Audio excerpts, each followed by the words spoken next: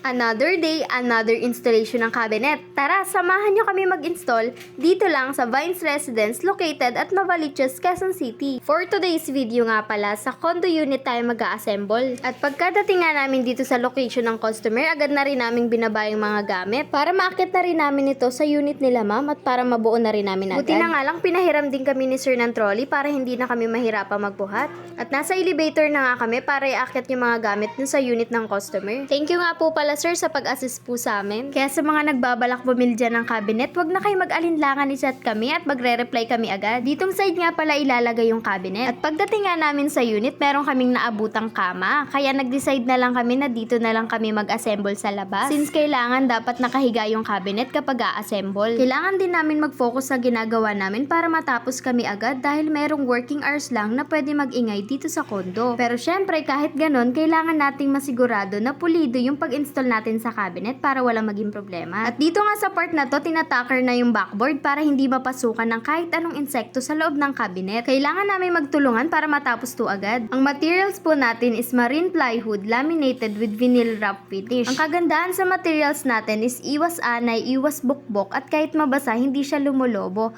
Moisture proof na rin siya kaya pwede sa room na naka-aircon. We accept customize nga pala since made to order tayo. Nililinisan na rin po namin yung loob ng cabinet para magamit nyo na po agad. Thanks God, natapos rin.